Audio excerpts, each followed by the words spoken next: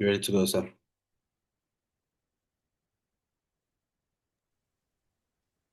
Thank you. Okay, sharp. And you've Let done me that. let me admit everyone. Okay,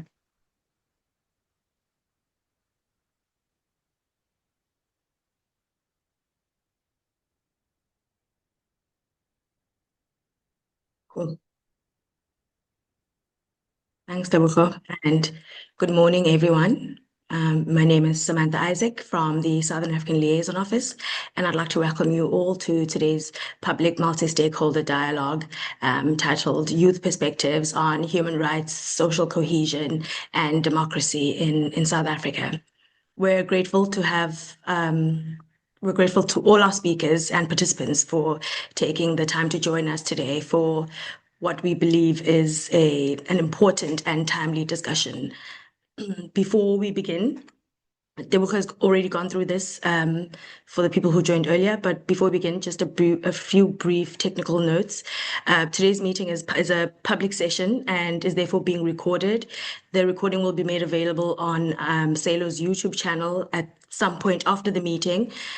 We therefore encourage all participants to remain mindful of this throughout the discussion.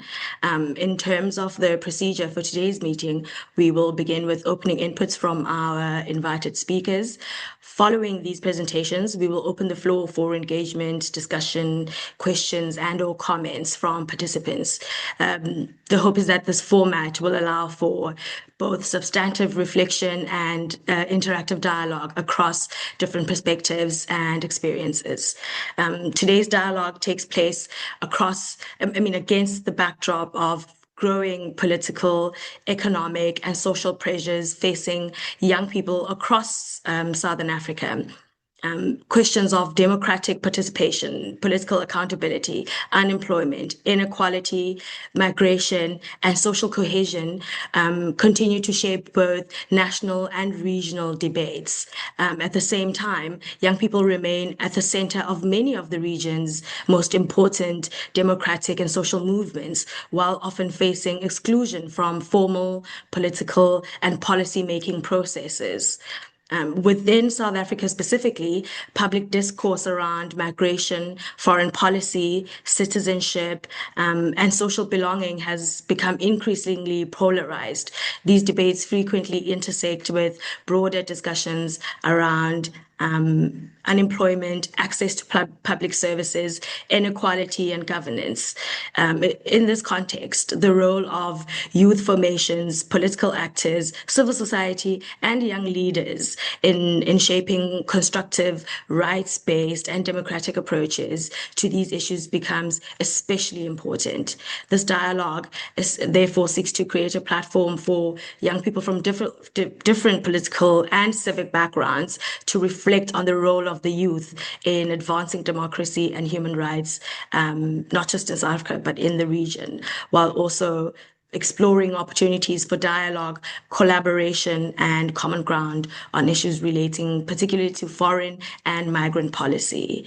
As SALO, we remain committed to convening spaces that encourage inclusive engagement across political and social divides, particularly at a time when democratic discourse is increasingly strained both regionally and globally.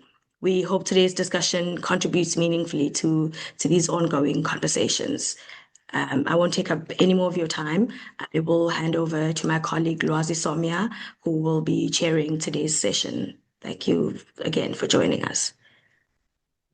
Good afternoon, or thank you so much, Samantha, for laying the foundations for this discussion. And it's a very important discussion as we're reflecting along 30 years of South Africa's Constitution.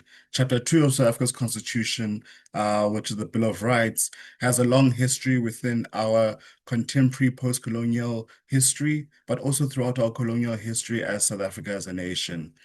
As we know that the current Bill of Rights stems from dialogues that was happening amongst us as Africans. When we remember the African Claims document from 1943, which was a document which was made by young people and activists and freedom fighters in response to Roosevelt and Churchill's letter on the Atlantic trade and Atlantic relationship that the West was going to have with the rest of the world. Obviously, at that time, that impacted on the rights of those who are colonized, those who are under apartheid, and those who felt disenfranchised throughout the entire history. Then we fast forward towards the creation of the Freedom Charter, which laid the foundations towards our rights-based movements that we have seen throughout South Africa's history. And you had young people mobilizing in communities, trying to gain the views of South Africans and general Africans, because at the time, the general feeling was that the reason why South Africa belongs to all who live in it is due to the nature of the migrant labor system that South Africa is a beneficiary of in the current day contemporary context, which was a fuel towards South Africa's industrialization and development within the region off the backs of various Africans, especially both in South Africa and in the SADC region. And this is why you hear when Hugh Masekela's Stimela play, he says that the train travels through various SADC countries, and that train represents how we as Africans and South Africa in particular were connected within this region and in a context where both our domestic rights and our regional rights were fought collectively in order to usher in the democratic dispensation that we carry on today. And we also remember various labor leaders stemming from various parts of the region fighting for labor rights. Nkosatu's leadership had people from all across the region due to the nature of South Africa's labor market and how that labor market has translated to what we have currently. So bringing that political context to how we've came about with our Bill of Rights through the 1994 democratic breakthrough and the adoption of the Constitution of the Republic of South Africa in 1996 clearly has linkages to not only history, but the embedded futures that South Africa currently shares, underpinned by the notion of solidarity amongst each other, underpinned by the notion of Ubuntu, and underpinned by the notion of how we need to create social cohesion in a democratic era. And I'm very happy that we have an illustrious panel of young people to discuss and deliberate young people's perspectives on human rights, social cohesion, and democracy. And as you know, part of the rules of the game is that we're underpinning this discussion in order for us to not only elevate South Africa's constitution as we see it 30 years on, but to also underpin our future progress as a region and as a nation upon our constitutional values, but also upon development and advancements of human rights and democracy within South Africa. So without further ado, we have a number of speakers on waiting to speak. I would like to first introduce Nyakalo Mukweno, who is a Central Youth Interim Leadership Corps of the Economic Freedom Fighters Youth Command. Nyakalo, could you please unpack what is the EFF's perspective, especially young people within the EFF, on South Africa's journey of human rights, social cohesion, and democracy, and what does the future lay in the eyes of the EFF on this topic? Over to you, Nyakalo. Thank you, Loazi. I'd like to pass my revolutionary greetings to the collective leadership of SALO and the structurally oppressed youth of the Southern African Development Community who are joining us today. I'd also like to pass my greetings to all political organizations that are represented. I stand here on behalf of the Economic Freedom Fighters, the Youth Command, a radical left-wing anti-imperialist vanguard of the African Revolution. We have been brought here to dissect the topic, the role of the youth in human rights and democracy in Southern Africa. And to be able to do this honestly, we must break away from the sanitized, comfortable, liberal language of the NGO sector. We cannot speak of democracy and human rights as if they are abstract, floating ideas separated from the material reality. We need to ground this dialogue in a precise materialist definition. What is the liberal definition of democracy? We know this as a performance. It is a ritual where an impoverished youth population leaves a town once every 5 years to cast a ballot, only to return to that same town to starve under the preservation of a capitalist status quo. The EFF rejects this. We pull our definition from the core of the Pan-Africanism and the Marxist-Leninist critique of political economy.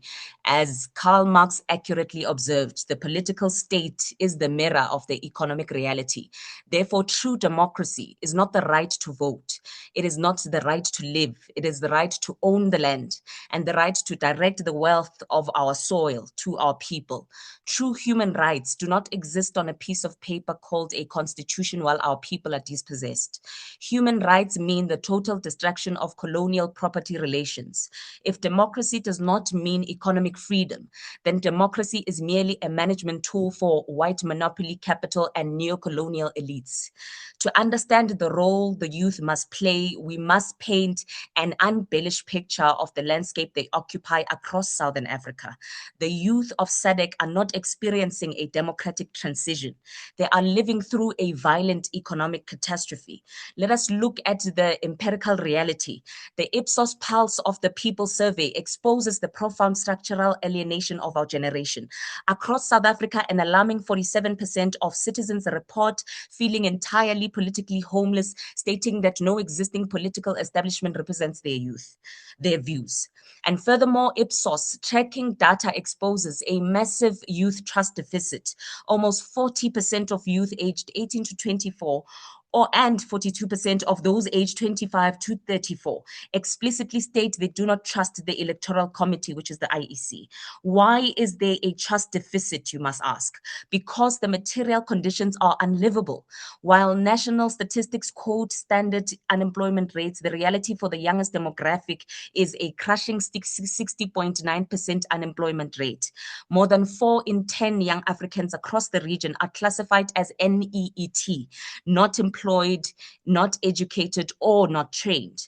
This is not a failure of youth capability. It is a failure or a feature of a colonial economy designed to extract raw materials and export our local futures. When we look across the borders of Southern Africa, we see the direct link between political instability, human rights violations, and the necessity of a radical youth vanguard. The political landscape of our region is fractured by systems that the youth must actively overthrow. The struggle for absolute liberation in Eswatini. A traditional absolute monarchy suppresses the basic democratic aspirations of its people.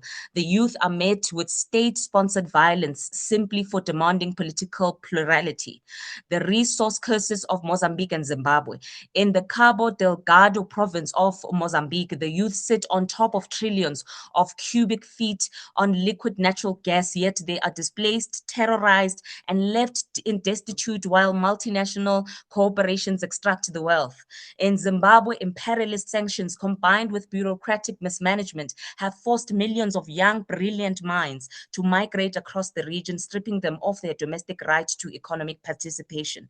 Africa, the formal transition to democracy in 1990 and 1994 in Namibia and South Africa left the land and the means of production deliberately in the hands of a white minority. This is the political environment that we inherit. The liberation movements that fought against formal colonialism have transformed into neo-colonial managers of our exploitation. They use state machinery to suppress the youth instead of empowering them. The liberal establishment loves to preach about social cohesion. They want us to hold hands, sing songs, and pretend we are one happy family. But the EFF must ask the question, how do you build social cohesion between master and the servant? How do you build social cohesion between a white landowner who owns thousands of hectares and a black youth living in a corrugated iron shack in Diepsloot? How do you build cohesion when regional poverty forces our African brothers and sisters into a desperate survival struggle, which the capital class then manipulates to breed xenophobia? To the EFF, social cohesion cannot be built on rainbows and empty reconciliation. Social cohesion is fundamentally an economic question. True cohesion can only be achieved when we systematically address the pillars of our cardinal pillars in the EFF around reclaiming the dignity of the African people. Our policies dictate the real social cohesion requires, number one, the the eradication of the class divide. Social cohesion is impossible as long as the means of production are monopolized by a few. We build cohesion by nationalizing the banks and strategic sectors to fund a dignified life for all. A borderless Pan-African consciousness, the EFF Youth Command stands firmly against self-destroying cancer of xenophobia. Xenophobia is a tool used by the bourgeoisie to make poor youth fight each other for crumbs instead of uniting to take a whole loaf from the colonizer. Our policy demands the total dismantling of colonial borders across Southern Africa. And then lastly, the eradication of racism and patriarchy.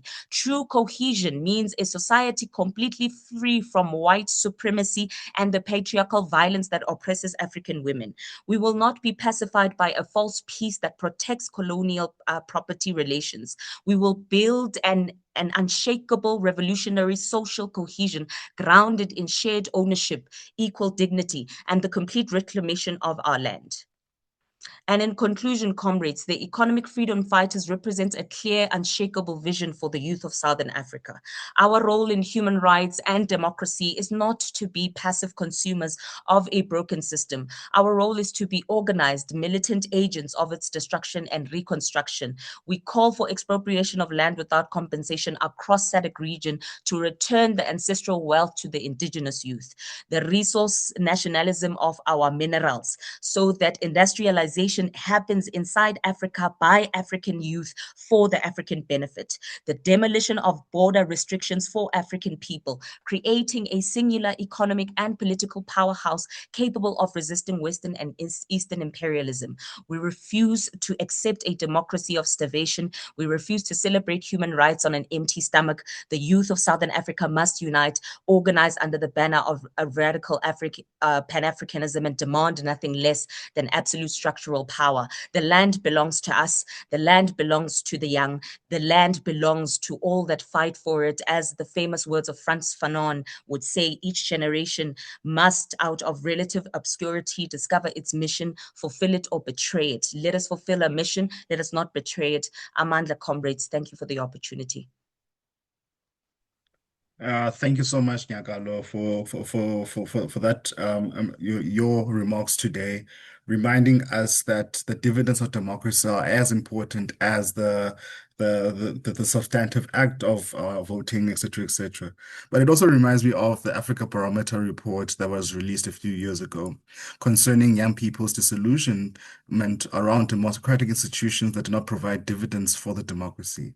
So what is the lack of democratic dividends adds to the role of how do we now perceive human rights within this context. So thank you so much for your contribution. I'm sure some of our participants will chime in later concerning some of the other questions or contributions.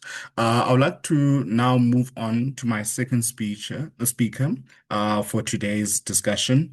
It's Vane Andrews, who is the Provincial Executive Committee member of the Democratic Alliance Youth in Gauteng.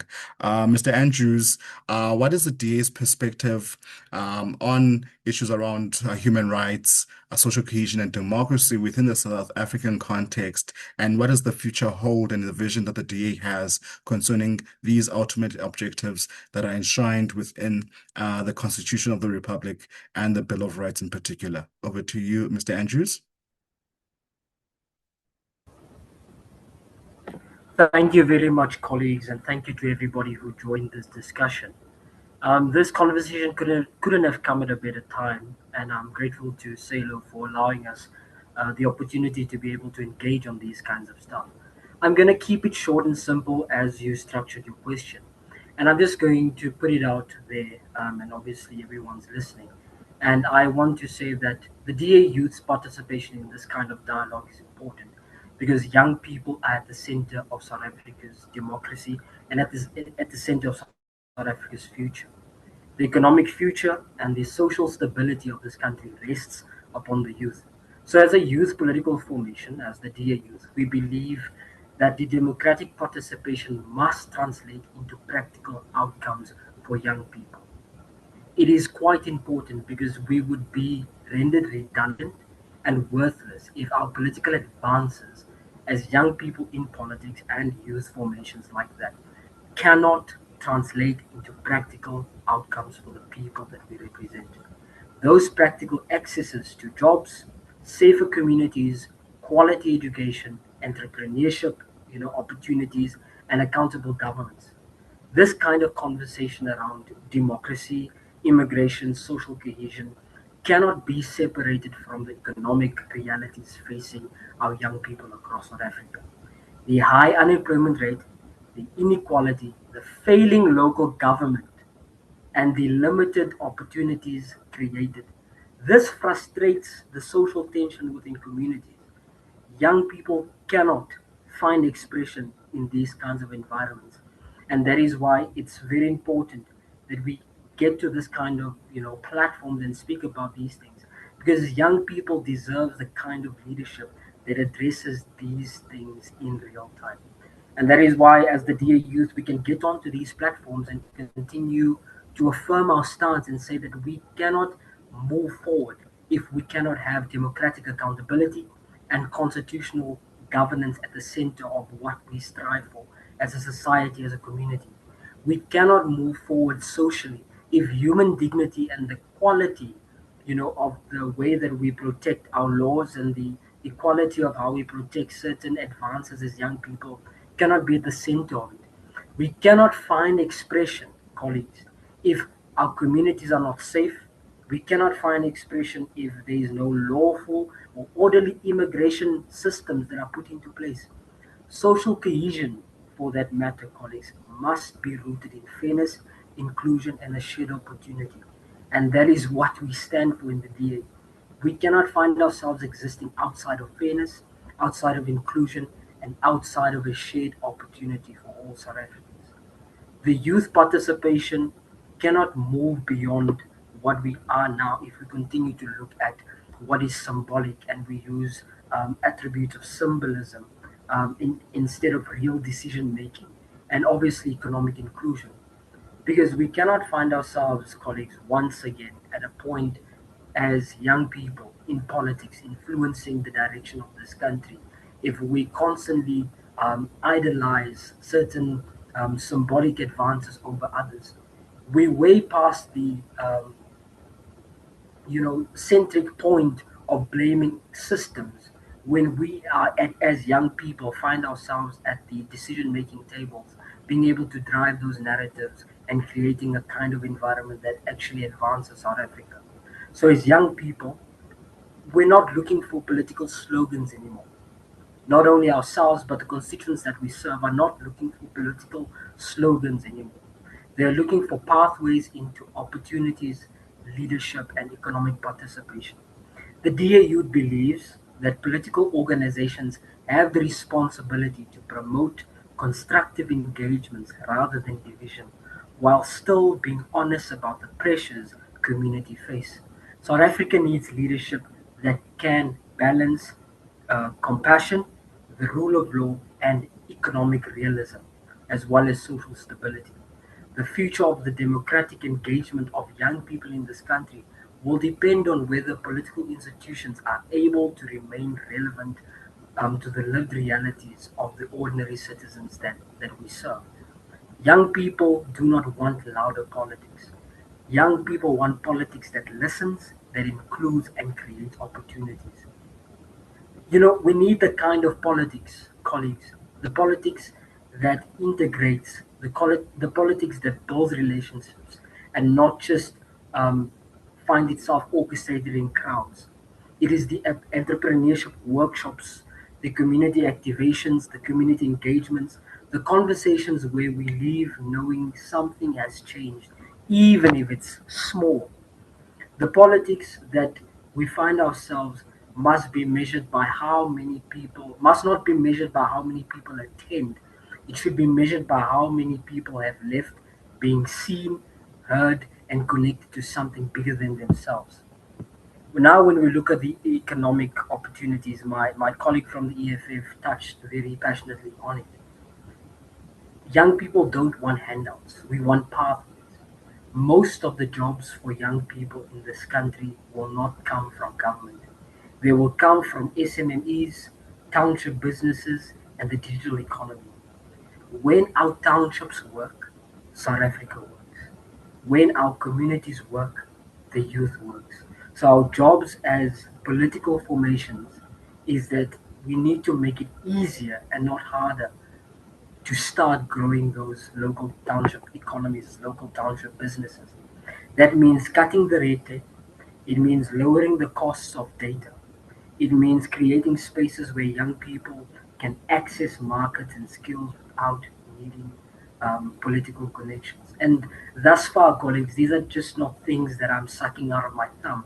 These are things that the Democratic Alliance Youth has continued to champion in the local government, in provincial government, as well as national government. We've been driving campaigns throughout the country on these kinds of measures. So the DA's message is simple. We want the type of we want to be the type of party that allows for economic access and entrepreneurship. Because when young people can make an honest living, you rest assured that the dignity is restored to all young people in this country. And then the last point on social cohesion and migration. This is where the conversation gets a bit difficult, but we cannot avoid it at this point. The way we talk about migration in this country is often divisive and dehumanizing, but there is a truth. Social cohesion breaks down when communities feel unsafe, ignored, and in competition for a few opportunities. Having the ability to be widespread across the country at this point. Just a few days, I was in Rocklands in Bloemfontein, and this is the very same um, antithesis that I'm trying to create here. Is that those communities, that community in Bloemfontein, felt that the social cohesion of the community is broken because they feel unsafe by the kind of metrics that find itself expressed in that community. And as difficult as it is to have this conversation, it is important that we do. So our position as the DA is clear. Enforce the law fairly for everyone. Protect the rights of the people who are here legally, and fix the service delivery failures that fuel anger and division. We, as South Africans, have the ability to find ourselves upholding the rule of law and still treat every human being with dignity. That's not and that's not a weakness, that's leadership. So in the day-to-day lives of our young people and our communities throughout the country, that is the kind of relationships, that is the kind of metrics that we need to build. And finally, on authenticity, young people can spot fake politics a mile away. T-shirts, merchandise don't win trust. We're way past the one loaf, one family kind of a thing. The EFF ran a campaign at the University of the Free State, and they called it one hot dog, one student. So we cannot be found allowing ourselves to be navigated by those kind of politics. Belonging and having a sense of culture is more important in this day and age to young people than ever before. If only if the only time you see a political party is when they are handing out free t-shirts before an election, then you know it is transactional. We want to build something different. A politics where young people have ownership, where we show up even when there's no camera, and where we follow through on what we promise. So let's close this now, colleagues. I think my time is almost done. The future of political campaigning is not louder politics, it is more relevant politics. Young people want honesty, we want access, we want opportunity, we want leaders who understand the realities we live in every single day. The DA Youth is committed to that kind of politics. We do not have all the answers, but what we can promise is that people will find expression where we are. Because the political party, because as the political party, we understand that culture, community, and economic dignity will win the youth vote, will win the youth's applause. And that's what we want in this upcoming election cycle and going forward as a democracy and where young people find expression. But it is more importantly that we win the trust back of our young people in this kind of dispensation. Thank you for the opportunity. I hope I was able to capture your thought process in that, Razi. Thank you, colleagues. All right. Thank you so much, Mr. Andrews, especially reminding us that young people's response and approaches to human rights, democracy, and social cohesion should be underpinned by compassion and dignity. And that is a very, very important underpinning pillar, which we have to approach an incoming age, especially when we see the geopolitical divides that are rather polarizing in their approach. So that is very, very important. So thank you so much for bringing the DA's perspective to this discussion. I would now like to bring on Dr. David Kabwe, who's part of the National Leadership Committee of the youngest political party on this platform, Rise Mzansi. Over to you, Dr. Kabwe.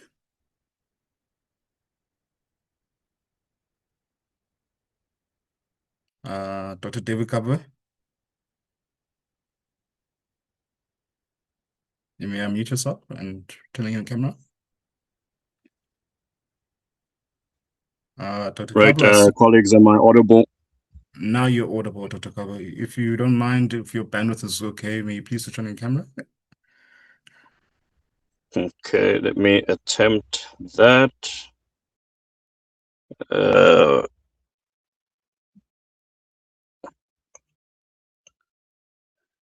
okay, it seems to be a bit disagreeable.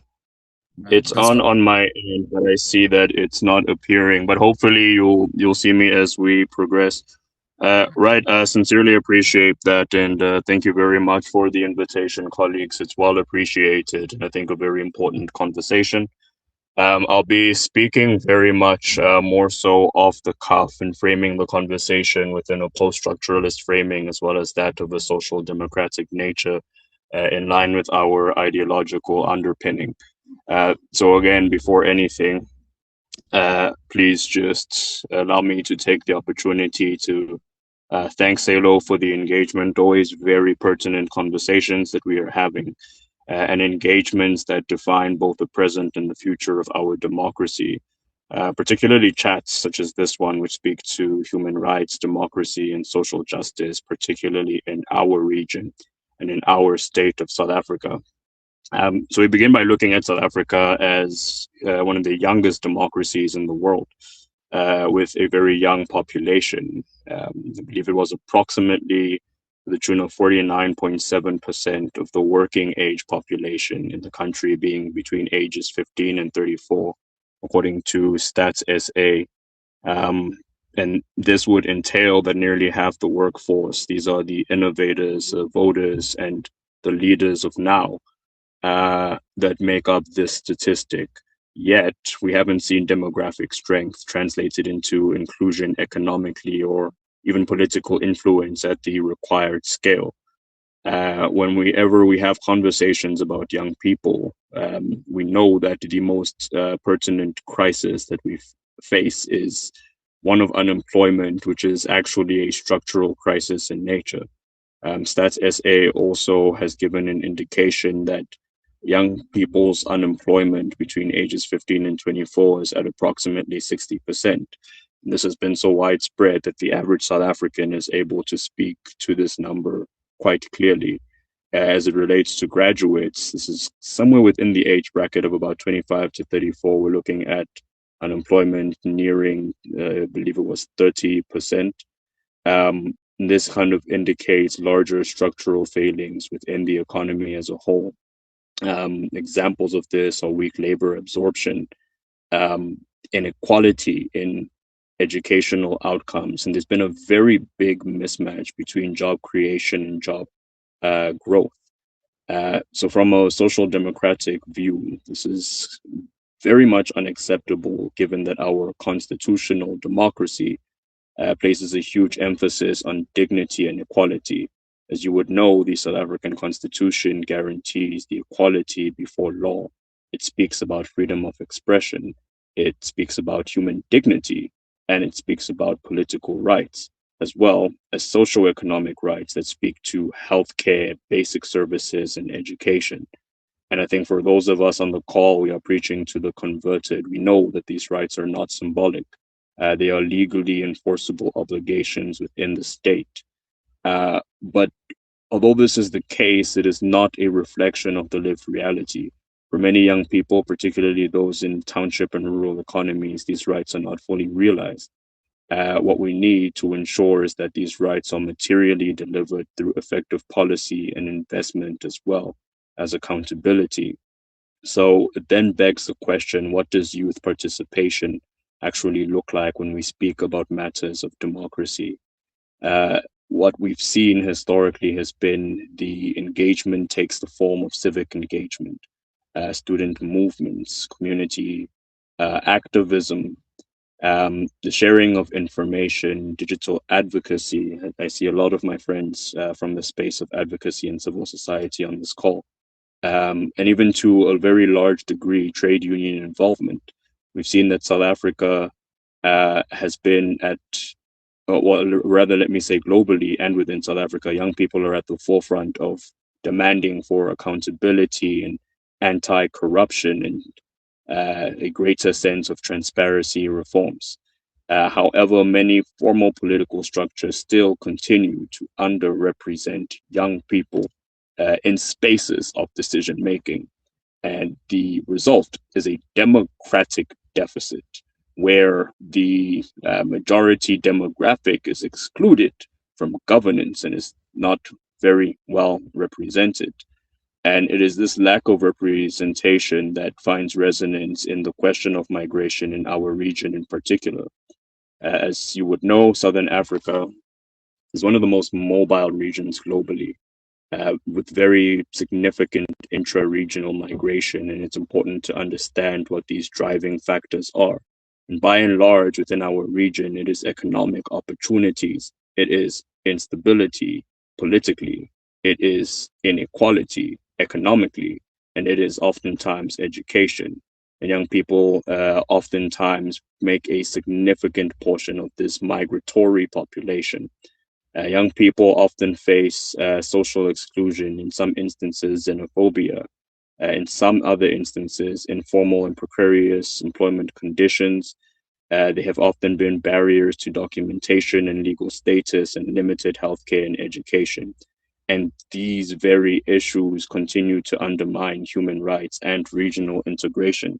So we then need to ask, how does one begin to square the circle? How do we solve it? If you look at the Gini coefficient, South Africa has consistently been rated as one of the most unequal societies across the world globally.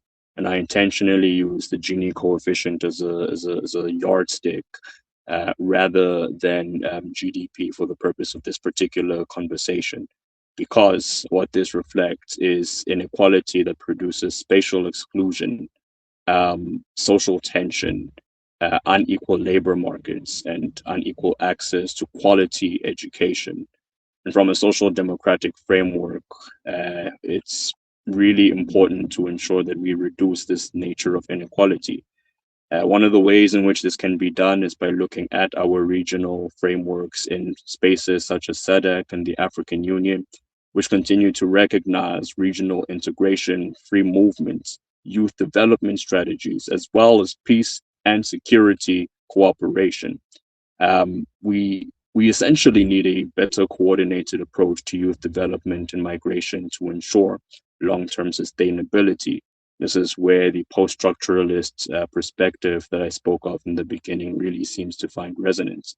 From a Rise Mzansi perspective, it is moral and political. We need to ask, do we accept a democracy where young people are structurally excluded?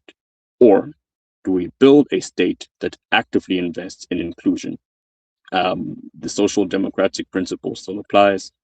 Strong public investment in skills and education. You would know that our tertiary sector is the largest in the education sector, and this is a heavily skills dependent sector. Large scale youth employment programs, support for entrepreneurship, as well as innovation, strengthen labor protections and inclusive migration policies grounded in dignity and human rights.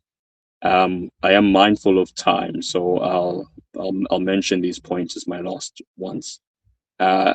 We are in a space where we will not only be judged by our elections or our constitution even. It's important to be judged by whether or not young people can live dignified lives, by whether or not we continue to observe human rights among human beings, and to ensure that whether opportunity is shared is not concentrated in the hands of the few, but we move from a space of democratic exclusion to inclusion, and from inequality to justice, and promises to delivery. It is why we have often indicated that we need new leaders, because we need to ensure that the very same structural system that exists in such a manner that regardless of who is leading this particular framing, that it is a framing that can move and exist and find resonance for all young people within the Republic of South Africa.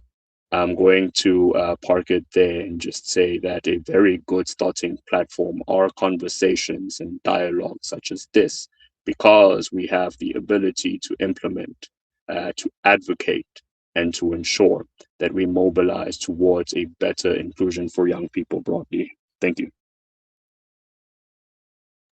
Thank you so much, Dr. Kapua, for giving Rise Mzansi's perspective of human rights, social cohesion, and democracy in South Africa. Especially highlighted that you need to utilize the systems to reduce unemployment, address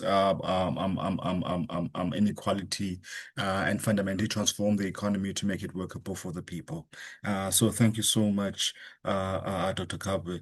I would like to now introduce Kaden Argyle, who's the National Youth Organizer for the Good Party. Over to you, Kaden. Good morning. Am I audible?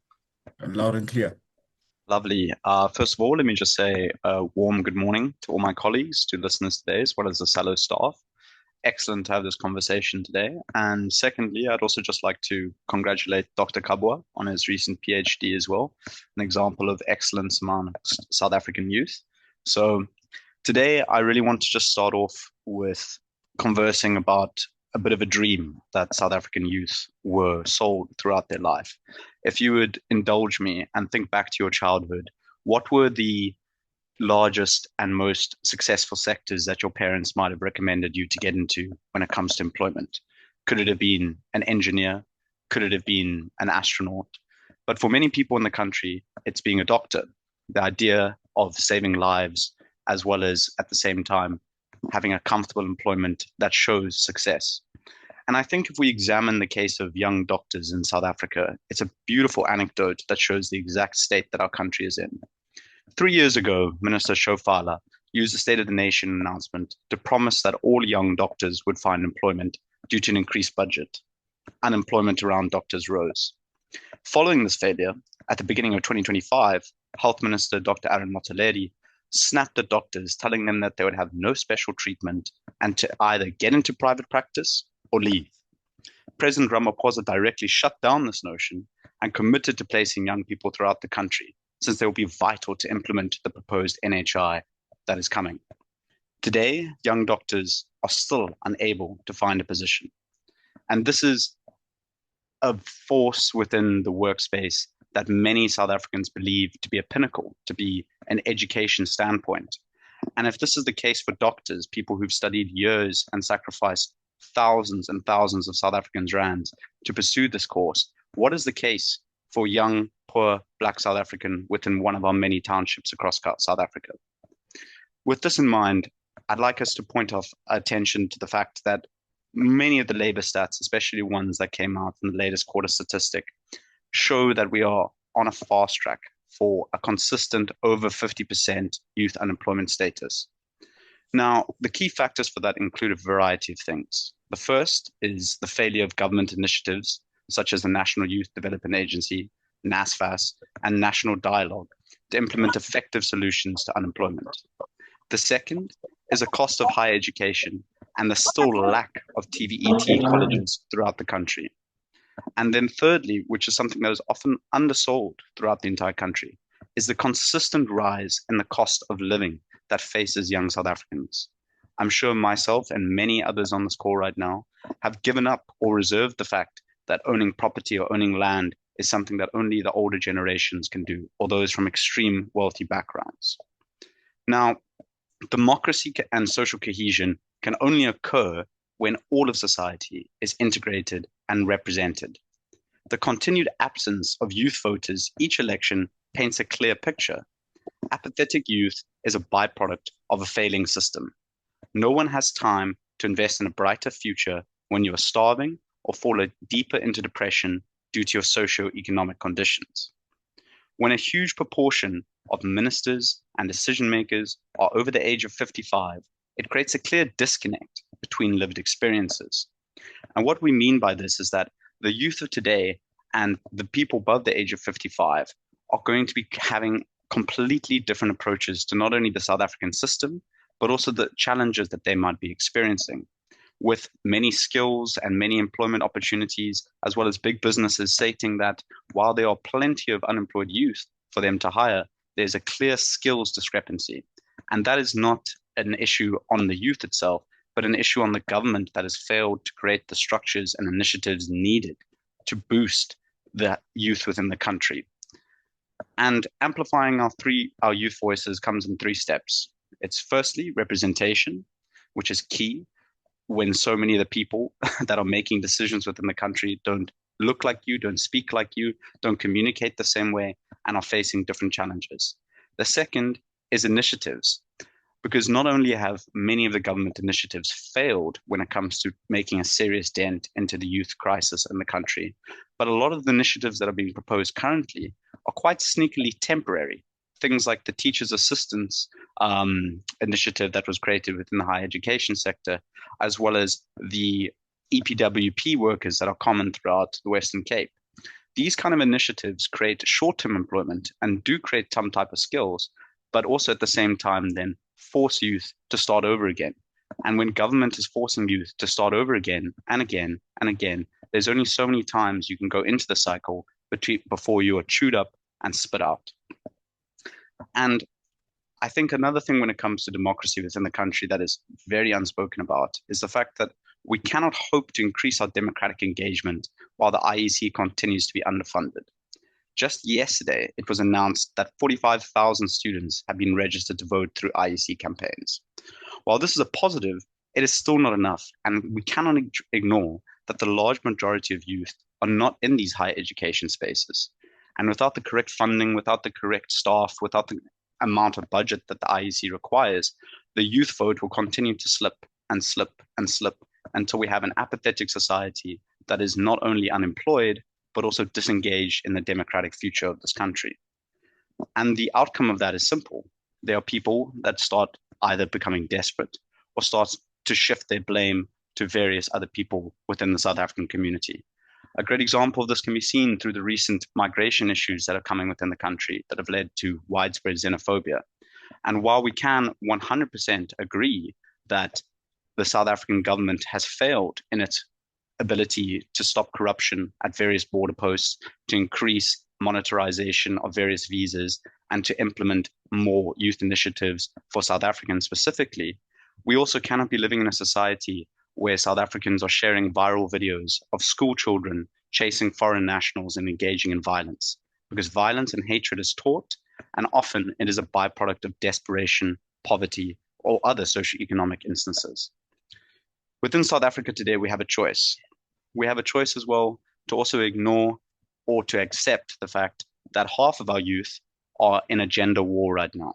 The GBV that exists within South Africa has gotten to the point that many organizations, ones that Good has stood with, have been calling for the government to initiate a national state of disaster.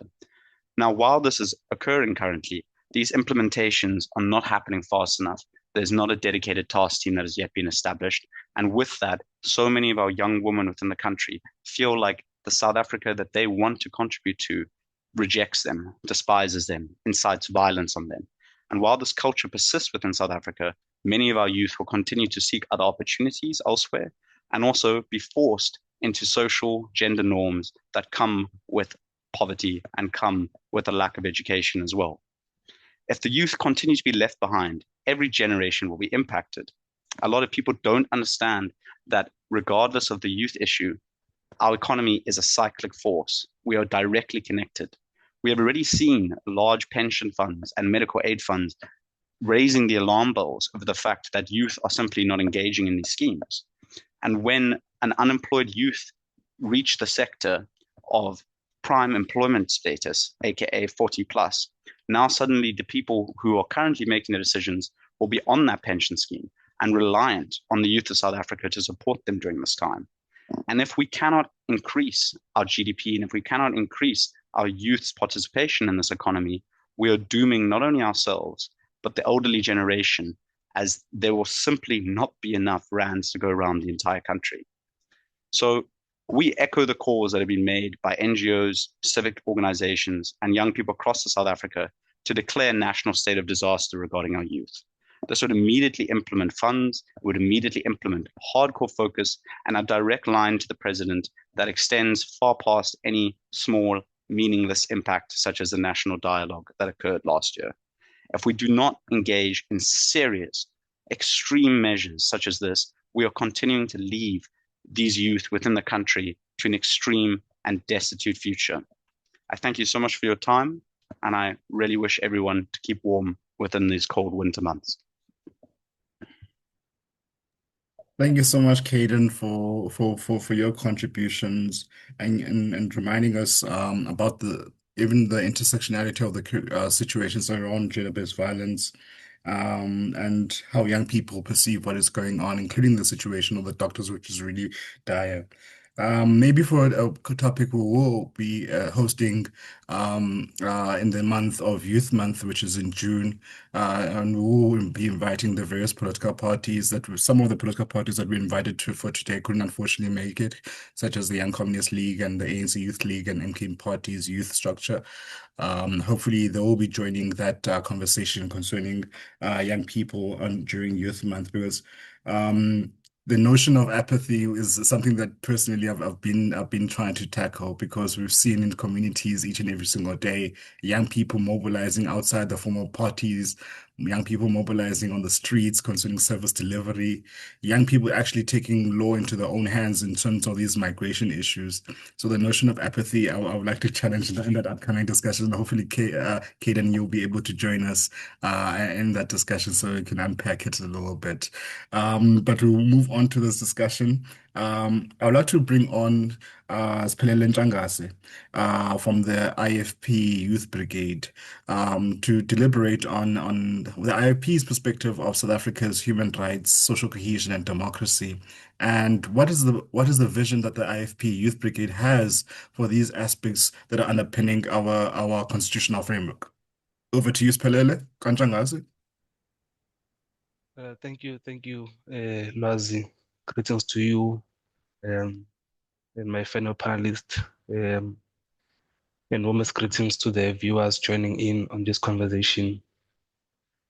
On behalf of Inkatha Freedom Party Youth Brigade, I want to firstly express our profound gratitude to SALO's leadership for convening this much-needed multi-stakeholder public dialogue.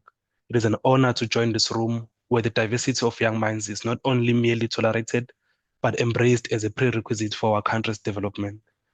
We gathered here today during what proved to be a defining year in our nation's history, Lwazi. I want to begin by congratulating the 3 times multi-treble winners, the multi-institution of local development in our football, Orlando Pirates Football Club, for winning the Betway Premiership. And of course, I want to congratulate Mamelodi Sundowns for winning the CAF Champions League. But we meet not simply to exchange pleasantries, nor do we meet to render rehearsed political talking points that sound good in press statements, but offers no bread to the hungry or jobs to the unemployed. We are here because indeed the country, its citizens, and our fellow African brothers face structural and social challenges that cannot be solved by old paradigms. The invitation from SALOs tasked us with finding a common ground on extremely massive interlocking pillars, namely human rights, social cohesion, democracy, political participation, regional foreign policy, and migration. To some, this may look like a textbook syllabus, but to the youth of South Africa, these are not merely academic concepts, but they are lived realities, they are daily frustration, unfulfilled promises to our generation. Fellow young leaders, allow me to begin with the bedrock of democracy and political participation. For too long, the narrative surrounding young South Africans has been one of apathy. We are told that the youth does not care about democracy merely because voter turnout figures amongst our generation has seen a historic decline. As young people in the IFP, our view is that the youth of South Africa in general are not necessarily apathetic about their future. Rather, they are refusing to be captured by an institutionalized framework that too often treats them as voting kettles every 2 years and only to relegate them to the sidelines once the ballot has been counted. True political participation cannot be confined to simply marking a cross on a ballot paper. To us, true participation means the youth must be at the center of every policy intended to govern them. It means young professionals must be integrated into administrative engines of our governance system. It means our municipal councils, our provincial legislatures, our national department must reflect the demographic reality of a country where the majority is under the age of 35. The IFP, in its statement of belief, statement number 5, state that the IFP believes in that is the duty of all governments to uplift society as a whole by paying a special attention to the underprivileged and the victims of apartheid, whilst removing all social and economic hindrances preventing individuals from developing to the maximum of their abilities and potential. As South Africans, we cannot even begin to build social cohesion on the foundation of dry water taps, unreliable and extremely expensive electricity, potholes, rampant corruption within our governance system, and all other administrative paralyzers. When local government fails to deliver these basic services, it is mostly the youth that bears the brunt, losing out on local economic development, sporting development, and educational support. Therefore, youth participation in politics must be geared towards building an ethical, self-reliant, and development-oriented governance model. Allow me to attend to the questions of human rights and social cohesion. Let me focus on defining human rights through the lenses of dignity, security, and economic absorption. Section 2 of our country's constitution establishes the right to human dignity, safety, and equality. The IFP in its constitution states clearly that it believes in equality before the law and in the intrinsic values of the rule of law as the cornerstone of a free and a just society under law. It also affirms its commitment to eradicating the rule of man and substituting it with the rule of law. The IFP believes in advanced constitutionalism and in the absolute integrity and impartiality of government institutions and in the separation between party and state and between private and public interest. Let me pose these questions to the room. Can we genuinely speak of human dignity when millions of capable, educated young people wake up every morning with nowhere to sell their labor? Can we celebrate social cohesion when our communities, particularly in townships and rural areas, are ravaged by crime, substance abuse, and the lack of recreational infrastructure? It must be noted that social cohesion cannot be engineered through elite path or superficial unity campaigns. Rather, it will grow organically when people feel safe, valued, and economically absorbed. We must first picture a country where a young person has access to a functional sport ground on a public holiday, where a young entrepreneur has access to business support. We as South Africans must picture a country where women can walk on their neighborhoods without the paralyzing fear of gender-based violence.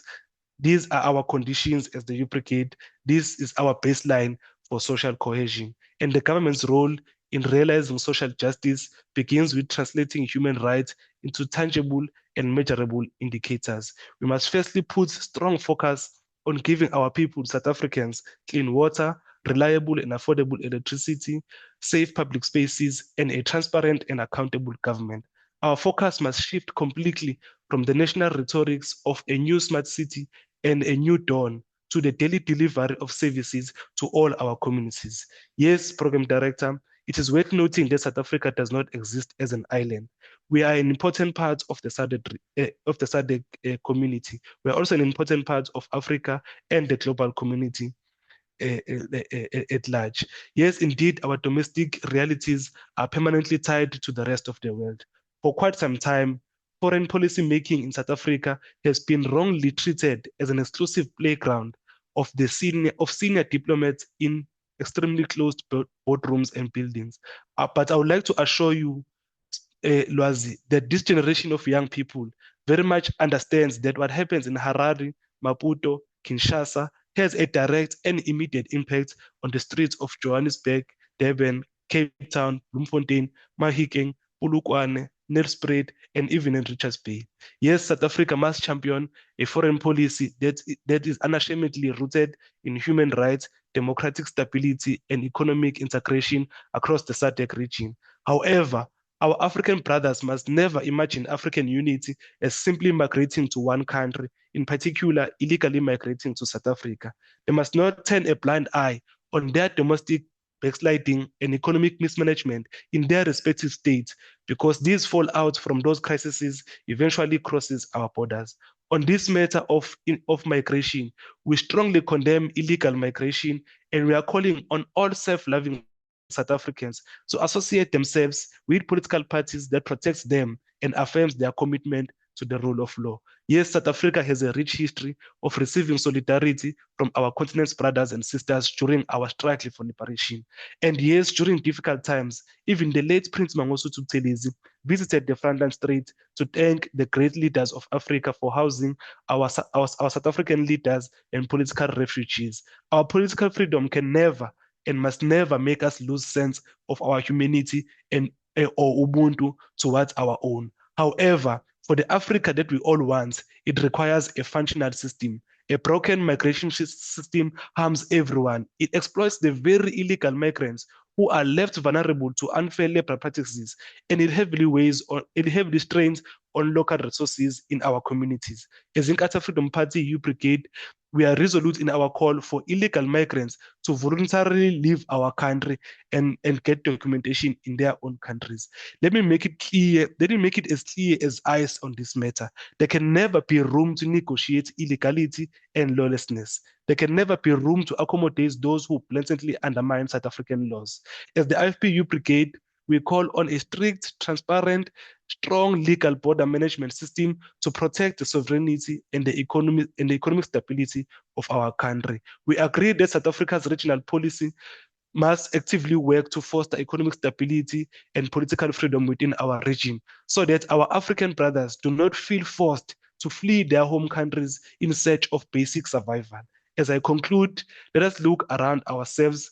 We represent different political parties, different civil organizations, and different ideological leanings, but our generational mission is identical. Poverty does not ask for your political party card before it strikes. Unemployment does not care which political formation you belong to. The statistics of the first quarter of 2026 show that it is only the province of KwaZulu-Natal, led by the Inkatha Freedom Party Premier, Honorable Tami Lutuli, that was able to defy unemployment and actually create more than 6,000 jobs.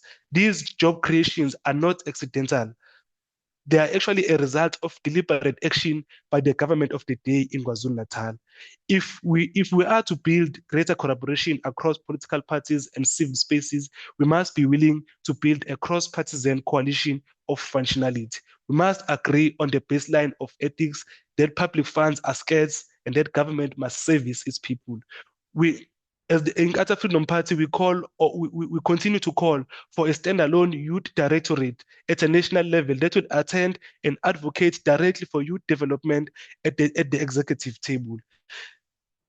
This is what Inkatha Freedom Party Youth Brigade stands for and is willing to walk the path with every stakeholder willing to act in such a manner. We are calling for all of us, I'm calling for all of us to actually leave this dialogue with not just a list of recommendations, but with a renewed commitment to go back to our respective sectors and execute these directives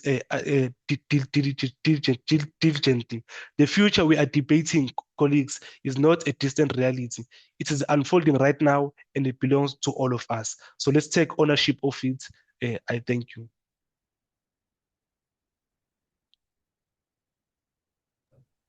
Thank you so much, Mr. Ntshangase, for the IFP's perspective of the issue. But I would like to remind our audience, and thank you for highlighting that we need to address the push factors that result in irregular immigration that stem from this region, especially issues around economic mismanagement, political violence, the closing of the civic space in countries, the arbitrary arrests of individuals, as we've seen in situations such as Zimbabwe and Eswatini. All those matters contribute towards some of the push factors that result in irregular migration. However, I would like to remind the audience that according to the Department of Home Affairs, in the latest survey of South Africans, around 4.4 million South Africans are undocumented. So what do we do with the 4.4 million South Africans that are undocumented? Should they be taken where? So those are some of the discussions that we need to have as young people when we refer to the situation of immigration, undocumentedness, who belongs or who does not belong. But fundamentally, similar to the previous colleagues, their assertions, we must base our treatment of others under the premise of humanity, dignity, and justice. And therefore, it's very important creating institutions that allow that process to happen, including the Department of Home Affairs getting its act together in terms of documenting both South Africans and immigrants into our country. And hopefully there will be another discussion we'll be fleshing out in the June discussions amongst young people for Youth Month.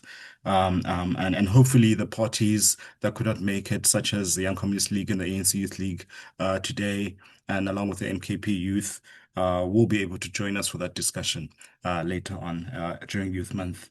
And last but not least, so after the next speaker, I'll be opening up the floor for people to participate. So please prepare your questions. Once the next speaker concludes, please do not hesitate and raise your hand and the option at the bottom of your screen with the raise hand button. And then from then onwards, we'll be opening up for general participation from the audience. So where you can make your comments, ask questions, and even make recommendations for the various panelists, their political parties, and even for SALO sometimes. So thank you so far for joining us.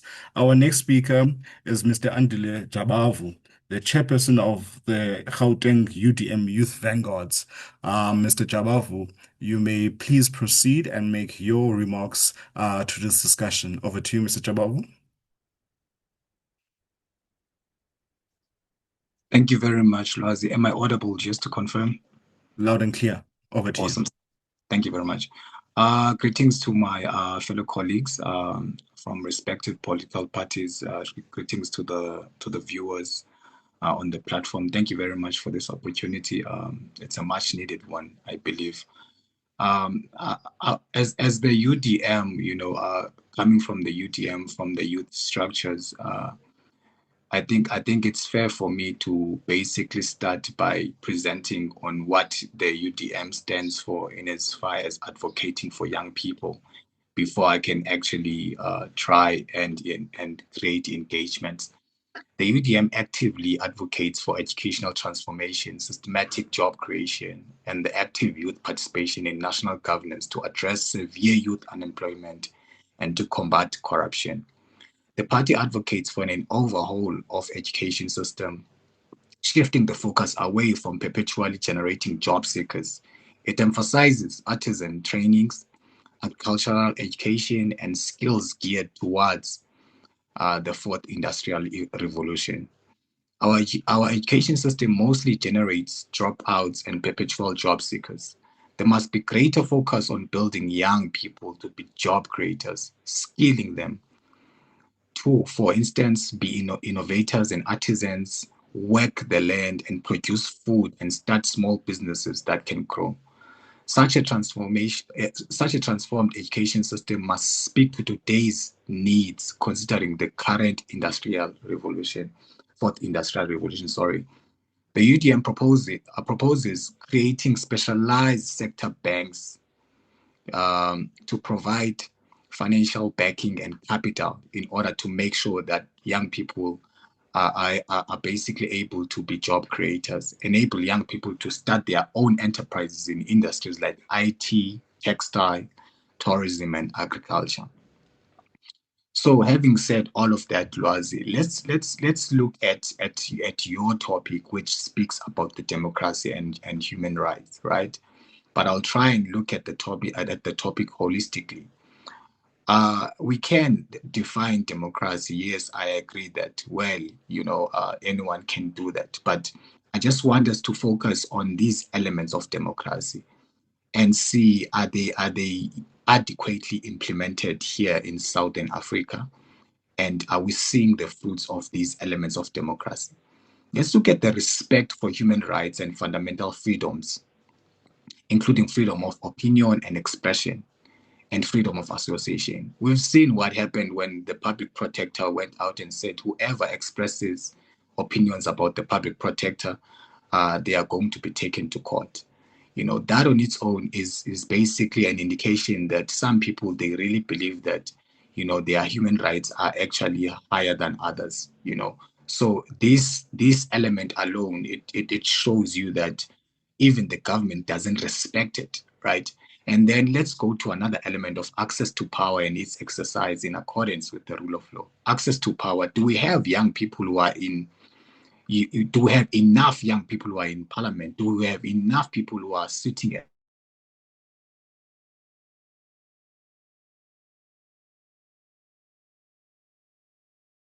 speak our language, people that we can gravitate towards to? We do not have such, right? The holding, and then another element, the holding of periodic free and fair elections by secret ballot and as the expression of the will of the people. This on its own, I think the EFF has touched on this. We've complained several times about the IEC. The independence of the IEC is really very much questionable, which also, I'm not justifying the fact that young people are not voting. At times you look at these things and then you realize, what's the point of going there knowing very well that these elections are going to be rigged? Every now, local government election, national and provincial, it doesn't matter. It's all the same approach. The IEC always fails, and you'd find that after all the elections, the commissioner will resign, or they will be suspended. Something will happen so that they can actually run away from these problems. And then another element, a pluralistic system of political parties and organizations. Yes, we understand South Africa is a multi-party democracy, right? And currently we have a lot of political parties, and that on its own, I believe this is one element that I believe is standing and is implemented. Everyone has the right to open their political party and organization, which basically contributes to the multi-party democracy. And then let's look at the separation of powers as well. We speak about the judiciary, obviously, the executive. I think I want to focus on those two. We've seen, in the Madlanga Commission, we've seen, that there isn't really a separation of powers. You will have the executive, influencing the judiciary at some point. You will have the executive, not implementing the same legislation that is being, made in parliament. So this on its own shows that this element is not properly implemented in order to safeguard our democracy. The independence of judiciary, we've seen this several times, that there are judges who are named in some of the corrupt activities in the commission as well. So looking at all these elements, it clearly shows you that in South Africa, our democracy is still limping up to an extent that, of course, we know and understand. Some people can argue and say that, look, South Africa gained its democracy, very late, so it's still maturing, but we are not seeing any improvement. For example, let's look at the transparency and accountability in public administration. That is an element of democracy. And most government officials and the leaders, they are trampling on this element, So when you are looking at all these elements, it goes to show you that young people are not included, and all these elements are not implemented very well in South Africa, right? So let's look at, like, in more than 3 decades after South Africa transitioned into democracy, More than half of all young people between the ages of 15 to 24 in the country continue to live in income poverty. Outcomes in crucial domains such as educational attainment, employment, and health remain very low. The current national policy recognizes these realities, I must say that, and places these three domains, economic inclusion and participation in education skills and training, health and well-beings, at the center. But the policy remains without the implementation plan. That's why we are actually lacking. There is no plan to basically implement this national youth policy. It's just sitting there collecting dust, you know. And the country continues to lack coherent understanding of range of deprivation in young people's lives. It seems as though, even our president doesn't realize that young people are actually, living in very, poor conditions. You know, the policy brief focuses on specifically on 15 to 24 years olds, as this is a crucial development stage, because we need to look at this age, because especially when it comes to our education, because a lot of people tend to say, our education is poor, and they are actually referring to the tertiary education. We need to look at our primary education. There is a lot of gap there. I think someone spoke about the OBE, an OBE which was the copy and paste syllabus from China. So those are the syllabuses where you look at these primary schools, they are teaching these syllabuses, but come tertiary education, these syllabuses are null and void. They are not even useful. Hence, you'd find that leaders will say that South Africans are not employable. It starts there at the development stage. The type of education that they receive there is very flawed, right? Youth in Southern Africa, specifically age 15 to 13, make up nearly a third of the region. A third of the region, which is a massive potential workforce in Southern Africa alone. But in South Africa alone, youth make up approximately 33% of the total population, numbering around 21 million individuals. It goes to show that there's a lot of young people who are sitting here. In South Africa, youth unemployment from the age of 15 to 34 is above 46%. So what it means is that there's people who are sitting between the age of 15 to 34 at home doing nothing, right? And then at the age of 15 to 24 age bracket, the youth exceeds more than 60%. So looking at all these problems, how do we then try and make sure that we solve these issues, right? We need to enforce a parliament quota and municipal quota where we can say that, because having these youth parliaments, those processes are null and void. I'll be honest with you, Lwazi, they are null and void. Let's enforce a quota in parliament in saying that young people, they need to be part of parliament decision making, they need to be part of municipal decision making, and make sure that they contribute in policies and legislations. I think I should stop there, Lars. I'm seeing your your video. Thank you very much. But I had a lot to say. But yeah, let me just stop there and respect the time. Thank you very much. Thank you so much. You know about politicians, so I should give them a lot of time. They'll take the whole hour with their commentary. But thank you so much for your contributions to this discussion, especially concerning the need for young people to be included within the formal party processes. We see it in a number of countries where there's a youth quota in terms of elections. But in those countries, there's also always a question: is symbolism for the sake of symbolism sufficient enough, or do we need substantive framing concerning what young people are actually doing in Parliament? We have a number of young people from all political parties in our National Assembly. Do we question what kind of youth-led policies are they holding those in authority accountable to? So those are the discussions that we need to have amongst us as young people.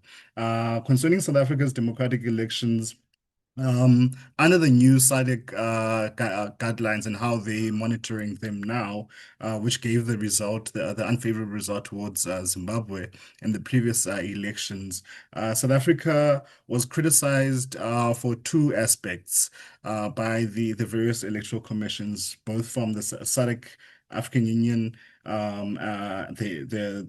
EU, along with various other independent elections officers throughout the entire world when they went to monitor our elections.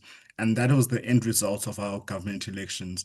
The first one was the lack of protections concerning misinformation and disinformation within South Africa, especially in the internet, especially what happened in the previous national government elections, where there was a use of misinformation and disinformation campaigns. And the second one was the representation of women within the National Assembly and various and also the NCOP. I've not gotten the issue about the commissioner, except for Mr. Commissioner Mnamsa Masuku, who had served out his term, but had corruption allegations against it that had nothing to do with her IC job. But we will still need to have more comprehensive data concerning the allegations of elections rigging that observers, which we as SALO are proud ourselves in going to various countries across the region and observing elections and providing reports that are factual based on those reports. So if political parties have evidence of election rigging, and please come and we would love to engage on that concerning South Africa's elections. On the third point, we have on the final point I'd like to raise before moving on. We would love to have more and more participation from the various political parties. As I earlier highlighted, that political parties such as the ANC Youth League, MK Party, and the Young Communist League, since the South African Communist Party is now an independent political party going towards these elections, we're including them during the June conversations. However, unfortunately, today's schedule clashed with their schedules, and now I'd like to tender their apologies on their behalf. We will now move on to open up this discussion and have audience members participate. Please remember, raise your hand in order for you to participate in this discussion. You will be unmute and ask you to make your contributions in that manner.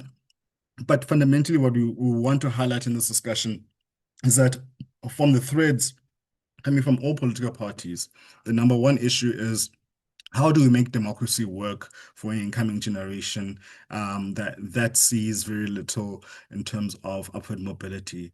The Africa Barometer studies concerning democracy within Africa itself highlighted a number of issues. Number one, young people felt disillusioned concerning the institutions of democracy, as they believe that they do not fully represent them. Number two, young people, due to the socioeconomic conditions within the African continent, and also we can translate that to South Africa due to the unemployment statistics, would rather have a situation where democratic institutions actually deliver on the economic promises, and if they fail, a change in government for them, whether via constitutional means or unconstitutional means, is viable. This is also a threat to all the political parties in this chat, because what we have seen in these situations, especially in countries, whether it's in the SADC region or in West Africa, the military usually gets involved. And once the military gets involved, the military does not let go of power, and therefore comes to the end of the democratic experiment that South Africa is currently undergoing. So we must be very cautious of how we portray and paint democratic practice, because democratic practice itself lays beyond the ballot paper and just the ballot paper. We see democratic practice even in the people who are conducting vigilante activism against migrants. That's part of the loudness of South Africa's democracy. However, such democratic practice must be underpinned by the law of our land, including the Constitution, which guarantees safety and dignity and humanity to all.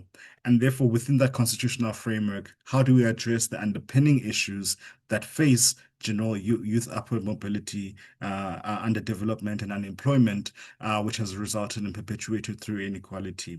I'm waiting for hands from our audience members. If there's an absence of hands, I would like to ask political parties and hopefully the political party activists and representatives will be able to come on. Unless, Samantha, you've seen commentary on the chat that you would like to give us? Not yet, but please feel free to use the chat option. If you don't want to raise your hand and speak in the dialogue, you're welcome to write your comment or question in the chat. Thank you so much, Samantha. So one of the questions that is always asked, especially concerning this issue, as and some of the activists on the ground have been asking, whose democracy is it anyway? And this speaks to what are the democratic dividends that exist within South Africa. For example, we see a lot of the things we take for granted, such as freedom of movement, freedom of speech. We can swear out our president if we want to. There are various aspects of democracy that young people are leveraging within our country. But the fundamental issues around the economy still linger on, and fundamental issues around upward mobility of young people still linger, especially with the 3.7 million young people who are laying idle, neither in education institutions, training, or in jobs. That creates a brewing keg for potential disaster in the future. And we saw this with the July unrest in 2021, and now the fueling of the flames through these immigration protests. So I would like to ask the political parties, in terms of that, how do we now ensure there's sufficient citizen consciousness around human rights, the right to dignity, and along with the non-voting aspects around democracy, because the Constitution also gives duty to political parties for citizen education, and not just the IEC, because the IEC is the instrument to which political parties use for them to contest the elections, thus leaving citizen education towards political parties. So I would like to understand from all political parties, we're starting off with the EFF, what are the parties doing concerning citizen education, issues around human rights, in terms of citizen education around human rights, and the issues around dignity, guaranteeing dignity for all. Because these are very important questions when we're deliberating on the nature of social cohesion that various parties are trying to derive and drive within the South African context. Because we've seen, especially with the United States, our parties such as the Republicans, once captured by Trump, notions of human rights, human dignity become irrelevant. And therefore, we need to understand and unpack what are youth perspectives, and what are youth organizations doing in ensuring these rights are protected. I would like to start off with Nyakalo. Over to you.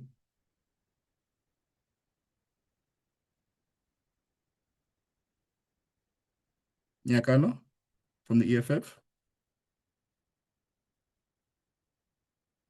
Hey Lwazi, this is Tande. I think Nyakaba is held up at work. We thought the meeting would be like an hour. All I right. also have a class, but I said I'll hold in here for like 15 minutes and All right. then she'll come back at 12:45. Yeah, will you be able to represent the EFF so long? Okay, yeah. Can you Yeah, please repeat the question for me? What is the EFF doing in these terms of voter education, especially amongst young people, and in educating them about the human rights, issues around dignity, and outside of voting, what is the EFF teaching young people concerning democracy in South Africa? Okay. Thank you so much, Lwazi. Okay, firstly, as the EFF Youth Command, we hold a view that democracy should not only benefit politicians, IEC, corporations, but democracy should also improve the living conditions of ordinary people, young people, especially the youth, the workers, and students, and all the poor. So, as the EFF, we're not only actually, I'm seeing a lot of youth formations, but they're not on the ground, but even in institutions of higher learning and the community. But as the EFF Youth Command, we are always in the forefront in institutions of higher learning, making sure that young people, poor and marginalized Black people, get access to the higher education. We saw the statistics of the Matric 2025.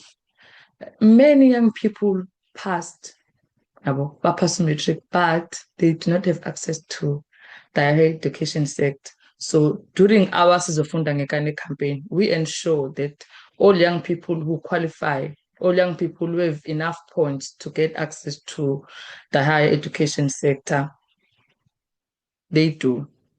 They do with our Sizofunda Ngekane campaign. And also now we've started a campaign to register young people to vote. We've started a campaign to register all young people to vote, which is register to vote. All our communiques, our EFF and EFF Youth Command communiques, they have a link to register to vote. We're just pushing a campaign and pushing a narrative that a ballot is an answer to all social injustices. We are encouraging all young people to vote. Yeah, let me just not waste your time and stop here for now, unless there are any other questions. No, you have not wasted our time at all. Mr. Andrews, what is the DA doing in educating its citizenry, and especially young people, concerning their rights, fostering social cohesion, and advancing democracy in terms of on-the-ground campaigns and in terms of political classes, etc., etc.? Over to you, Mr. Andrews. No, thank you. I want to start off by saying this. Remember in my presentation, I said that this democratic participation must translate into practical outcomes for young people. That's something that I will continue to stand on. And I believe that through our campaigns, we are a political party and we exist to campaign. And it is through our campaigns that we're able to get the information out to the general public. That if the basics don't work, our country cannot work. We looked at, as since we're talking about basic human rights and dignity, when we fought for the issue of the VAT increase, that was something that we championed rigorously as the Democratic Alliance, as the Democratic Alliance Youth, and as the Democratic Alliance Students Organization. And that in itself had the kind of results we actually needed, to an extent where, we got the victory not only for ourselves as a political party, but for South Africans as a whole. We then took the province and the Free State legislature to court. We took them to the Human Rights Commission because the water that the people in the Free State drink is not feasible. The water that the people in the Free State drink is not safe for human consumption. And we took them to the Human Rights Commission, advocating that safe, clean water is a basic human right and a dignity. That's something that we've been championing as the Democratic Alliance. When we talk about student formations, my previous colleague spoke about institutions of higher learning, where we are in government at the University of Nelson Mandela, the Nelson Mandela University, NMU. DASO at the university has continuously championed for inclusion of all South Africans, of all young people in the higher education space, making sure that there is equal, fair access to higher education. At the University of the Free State, where I am, where I'm fortunately enough to lead DASO there, we were able to ensure that young people got adequate access to the higher education space as best as we possibly could in the metrics and standards that is in our boundaries as the Democratic Alliance Youth Student Organization. Those are the kinds of stuff that we adequately champion for as a Democratic Alliance in this country, having there being practical outcomes for the citizens of this country. And we can go on and on and on. But the DA difference is seen in our townships, in our communities, in our cities, in our provinces. I'm fortunate enough to be on the platform with my fellow colleague from the IFP. In KZN, we were able to go and fetch 300 million rand worth of infrastructure money that was not being able to was not gathered for many terms. But the DA government went to fetch that 300 million in public works and infrastructure, and that 300 million now can build more houses, give more people added education and everything else like that. So in our campaigns, in our issue driving, that's how we get our message out there, and that's how people continue to choose the DA difference. Thank you. Thank you, Mr. Andrews. I'll go back to Jasmine after our panelists and the other people on the floor once they've answered the question. Dr. Kabwa, what is Rise Mzansi in terms of citizen education? And then we'll move on to Cadence, Mr. Ntshangase, and Mr. Jabavu. Dr. Kabwa.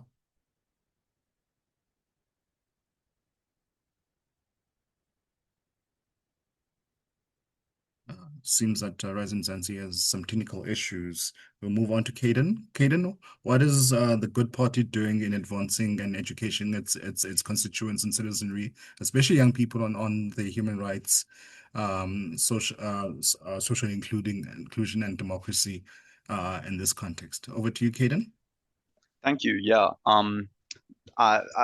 Thank you for that clarification. I think some of the answers by my colleagues were more talking about what the party does in terms of what it can provide, rather than in the education specific aspect. So focusing specifically on the education aspect, I think first of all, what a lot of politicians and especially young people must realize as well is that the duty of these people within the national assemblies is to not only represent their party, but also to make their constituents as well as South African citizens aware of various decisions, votes, bills, grants, and what that means for you. So I think as good, we have a very good track record of communicating on a variety of issues, a lot of issues that are sometimes underspoken about, such as environmental issues or housing issues or areas within specific capacity of education. And so I think, first of all, that's the most important thing, is being an accurate person within the political space that is not just speaking about party propaganda, but trying to educate citizens through various platforms. And that leads me into the second point, which is trying to meet young people where they are.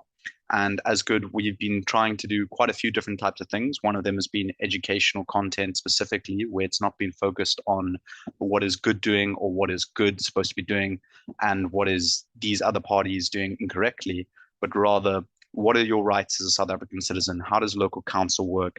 How does votes within parliament work? How can you get involved in communities, etc.? So actually understanding the parliamentary system and peeling back that curtain, which so many South Africans, especially young South Africans with the apathetic attitude that they've had towards politics, are just not aware of. I mean, a lot of people don't even understand that within the National Assembly of the country, if you are a community organization and if you have signatures, there's supposed to be a community initiative that you can put your motion forward to Parliament from the street. So I think even things like that get lost. And then the third one, and the one that I think a lot of nuance comes with, is how do you engage with civic organizations or NGOs or various other platforms, just like this one, when it comes to talking about youth education? Do you have various forms of people from different backgrounds, from different genders, from different cultures, speaking on matters that are important to various South African citizens and youth throughout the country? A great example of this can be seen in our interaction with youth education platforms on areas in Instagram and Twitter with someone like So We Vote, which is a thousands of followed page on Instagram where we engage with them and talk about various different types of civic organizations. What does your youth vote matter? How do you work? And how do you get into the space of politics as well? And then also specific youth-led civic organizations and NGOs. A great example of that can be our collaboration with Fossil Free SA to try and decentralize and remove the massive amounts of fossil fuels within the country and the advertising propaganda that comes with it. So if you engage with various civic organizations, you can not only give these organizations a chance to platform someone with political knowledge that can educate their civic organizations on how they can engage better with politics and how they can engage better with government structures, but you also get to see various perspectives and highlight issues and try and become a communication medium between various sectors of society, so that no one feels like they don't understand what politics is, what you can do, and where you can help. Thank you so much, Caden. Mr. Ntshangase, and then Mr. Jabavu, and then we go to Jasmine, and then questions from the chat box. All right, Mr. Ntshangase, over to you. What is the IFP doing in educating young people about their human rights, because the Constitution clearly premises political parties to play that role. Over to you, Mr. Ntshangase. No, thank you, Lwazi, once again. Maybe before I attend to the question at hand, just allow me to, give you the IFP's perspective rather, on the follow-up remarks you made about the 4.4 million South Africans who remain undocumented. It would be it would be a shame if we were to use this unfortunate situation that as a country we find ourselves in, so that we therefore justify illegality or illegal immigration of other African brothers. The truth is that we as a country will have to devise a solution on how do we then document and gets these South Africans into the system and make sure that they're actually proper and deserving people to be documented as South Africans. But before we do that, we must make it clear that illegal foreigners that can be traced back to foreign countries within Africa and outside of it, be it China, be it from Australia, be it from England, be it from Ghana or anywhere else. We must begin with those who are actually muddying the water for those who actually deserve to be documented in South Africa. So the question of the 4.4 million South Africans that may be undocumented then falls off the crack, because we must deal with illegality for what it is. We must never refer to illegal immigrants as undocumented migrants from other countries. That can never be the case under the leadership of the IFP. And also, to answer the question of whose democracy is this? This is our democracy, and this is our people's democracy rather. And the answer to who is our people is defined historically in the definition of the revolution of South African people, that says that our people actually is the previously disadvantaged, the poorest of the poor, those who were marginalized by the imperialist and the foreign forces that came into Africa to try and steal the wealth of Africans and actually dispose them through wars and everything else. So there can never be a question of whose democracy is this, because our people actually died for this democracy. Whilst others, even though they're not on this platform, so it's not safe to speak about them. Whilst others decided to flee the country and go into hiding in other countries, the issue remained with the South Africans who remained on South African land and actually were shot and killed by the brutal apartheid system. So just maybe because in the last seconds, to give you a direct answer on what is the IFP doing, on the question of educating about democracy. If you were to listen to the president of the IFP, Honorable VF Sabisa, during his entire address, he'll always stress out the need for young people to be educated, the need for young people to be actually engaged. But at the present moment, the reality is that we need to prioritize their development. We need to prioritize the cleaning up of the system so that young people are able to voluntarily themselves gain education and gain knowledge as they seek to. Thank you. Thank you so much, Mr. Ntshangase. Mr. Jabavu, and then to Jasmine.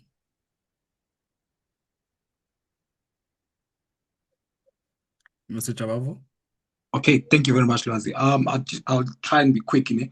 I'm so glad that you actually asked that question. IEC actually conducted a survey not so long ago.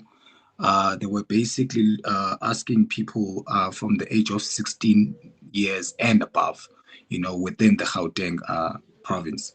So basically, when I looked at the survey, they were basically asking people, do you prefer democracy or something else? When I actually looked at the survey, 28% of the people actually preferred, democracy. 26%, they were saying that in some circumstances, a non-democratic government can be preferable. It goes to show you that, our democracy is really in shambles, at this point, and it stems from all these elements that I was indicating when I was actually making my preamble there. you know. And part of the reason why, because IEC actually took responsibility in saying that, people actually mentioned, the failure of IEC in this survey. When they were presenting this survey, they said that they actually mentioned IEC. They do have gaps. And in one of the gaps, in answering your question, one of the gaps that they have IEC, right? We do go to these high schools in all provinces. For example, here in Gauteng, on the last metric results, 125,000 people actually passed their metric, right? But when IEC presents the number of high school, registrations, they were mentioning numbers like 17,000. And as political parties, we also need to draw a distinction between us and IEC. We have the obligation to teach and educate about these processes, but we can't go and register these people. IEC has the responsibility to do that. We can go and approach these 125,000 people, but then if IEC is going to come back and register only 17,000, then the whole process of actually educating people becomes null and void. I think that's where the problem is. So that's what we do as the UTM. But also one thing that I will also plea is for us as, like, young people who are politically inclined in a way, people like us here in this platform. We also have the responsibility to go out there and make sure that we collect and conscientize our fellow young people in making sure that they actually turn up in for voting in these local government elections. And that's something that we need to take we basically need to take responsibility and take it upon ourselves. Thank you very much, guys. Thank you, Mr. Jabavu. Jasmine, over to you. I see you've had your hand up a long time. Jasmine, you may proceed.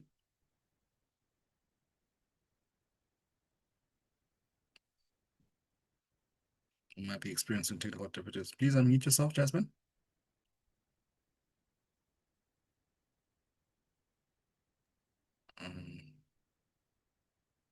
Is it my end? Yeah. No, but I can read the question in the chat while Jasmine gets back online. All right, thank you. Thank you, Samantha. This question is from Kukuletu Kandla, who says this is such an important point about meeting young people where they are. Civic identity formation begins in high school. In high school age youth already. Engaged South Africa is one of those organizations working to empower high school aged youth with civic education and confidence to become civic actors so they are ready to participate in formal democratic processes. This is a comment from Kukuletu Mkandla. And there is a question from Karabo Dikobe, who says these dialogues are very important for creating space for youth voices on human rights, social cohesion, and democracy. From a practical perspective, what are some of the tangible outcomes that typically follow from conversations like this, both in terms of policy influence and implementation? And how are youth perspectives tracked or translated into action beyond the discussion itself, especially considering the digital divide? Thank you so much, Samantha. And I think that's a question to SALO that I'll answer a bit later. Then Jasmine?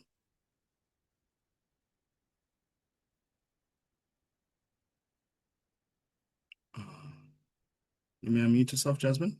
Let's see if that works.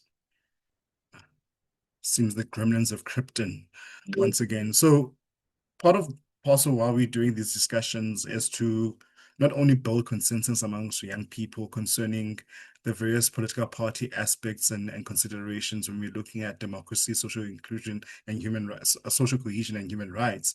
But fundamentally what we do is trying to also elucidate political actors around the young people's perspectives of these matters. A lot of the time there's a congruency between lack of understanding and people talking past each other concerning these debates. And it's good that we foster discussions that lead towards building consensus and understanding amongst us as young people, so that we can work comprehensively and coordinated in manner in order to advance youth development in our country, uphold human rights, and uphold the Constitution itself. So that's what we do in terms of from this discussion, in terms of policy briefs that will be elucidated, but also to assist in our general understanding on what are the push drivers for South African youth, because SALO organizes these discussions amongst young people throughout the entire SADC region, and the collective understanding of young people concerning the collective futures of this region underpins how they operate once they get into party senior ranks in government eventually. Therefore, these exercises are to shape a future that is underpinned by human rights, as a future that is shaped by common understanding and consensus building. And this is why we hold such discussions. I'm going to try Jasmine once more before I go to the political parties to give us a 1 minute closing remarks, parting shot to the general discussion for today. Jasmine, is your technology working now?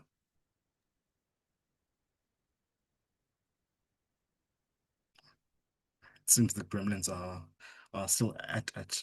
So I would like to give the political parties a parting shot, 1 minute each. On what do you want young people in South Africa to understand about the understanding of human rights, social cohesion and democracy? And part and parcel of that, the question I'm leading to is, what is your party's role in advancing human rights and social cohesion? It's just in 1 minute for us to wrap up this discussion. Over to you. I'll start off with Mr. Andile Chabavu, since we've been ending with you, and then we go in the reverse order. Mr. Chabavu from the UDM, over to you. Okay, thank you very much, Lazi. So our party currently, what we are doing, I'm actually glad to announce that we are going to the National Congress in June. So what we're actually planning to do is to try and make sure that we put young people on, on decision-making positions so that they can actually drive, the future of the organization on its own. So that is what we are doing currently as the party, because it needs to start there. It cannot be that we are going to shoot at the government for saying that they've got older people, but yet in our party we've got older people. So, and then basically to answer the other question, young people, we've got the responsibility. Let's avail ourselves, right? Availing yourself basically means that go and participate in even if it's civil society or whatever organization, go and participate, avail yourself, right? Because complaining and actually not availing yourself, in order to vote and participating, it becomes, a crybaby process. So let's avail ourselves. It's high time that we take responsibility. Let's avail ourselves. Thank you very much. Thank you so much for your contribution in this discussion, and thank you for bringing light to the UDM's perspectives. Mr. Nchangase, over to you. What are your parting shots to this meeting?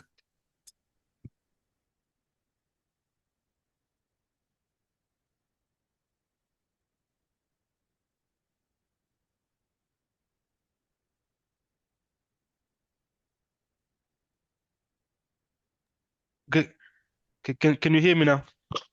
Yes. Yes, You're yes. Okay, audible. Okay, Yeah. no, thanks. I actually went on speaking without unmuting myself.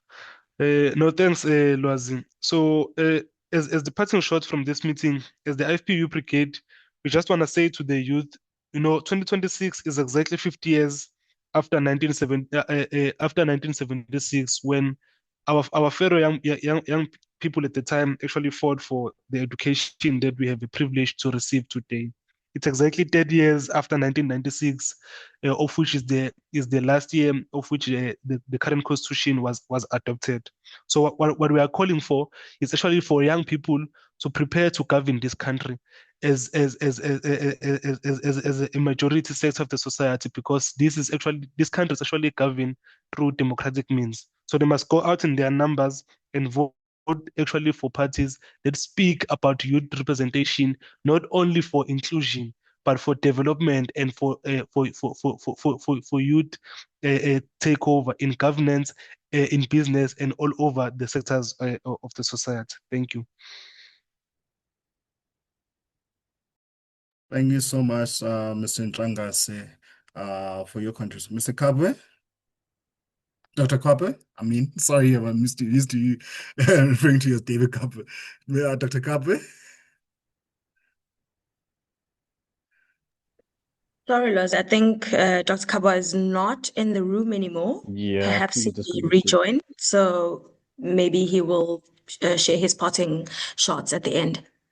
All right, Mr. Ogal, over to you. Yeah, thank you so much for today. For my one parting shot, I would like to challenge everyone, including myself, as we move towards this Youth Month and towards Youth Day on the 16th, to when you next hear a conversation with your friends or anyone in the youth sector and they're complaining about anything, and you know that these individuals are the kind of people that say, I don't care about politics, it's too depressing, it's not a fun conversation to have, challenge them on that statement this month. Be aggressive, be someone who believes that change can actually occur, because whether they like it or not, when they're complaining about unemployment, they're complaining about the state of the roads, they're complaining about things like load shedding or water outages or lack of infrastructure towards communication technology, challenge them on that. Ask them how they think society is run. And let's encourage these dialogues amongst each other, amongst our communities, amongst our friend groups, amongst people who don't engage in the political sector. Because whether we like it or not, the largest proportional population group within this country currently is the youth. And if we can use that youth to create some positive change within the country, to show that the experiences and livelihoods that we're all living are interconnected, at least in some way, due to politics and due to government, that we can create change, and that if apathy dies in the next 10 years, this country can see a form of itself that we've never been able to see before.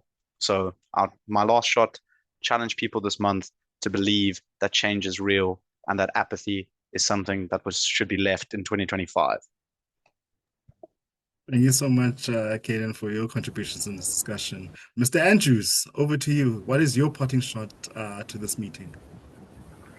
No, thank you. I'd like to say that as young people, we must take ownership of our past and be very intentional about our future. It is quite important as young people in this country that we get to a point where we believe in our country again. We get to a point where we see the vision of where our country, can actually go to. It is quite important that we believe in what we can do as young people and our contributions towards the development and the furtherance of this country. We must believe that our towns can work. We must believe that our cities can work. We must believe that this country can work.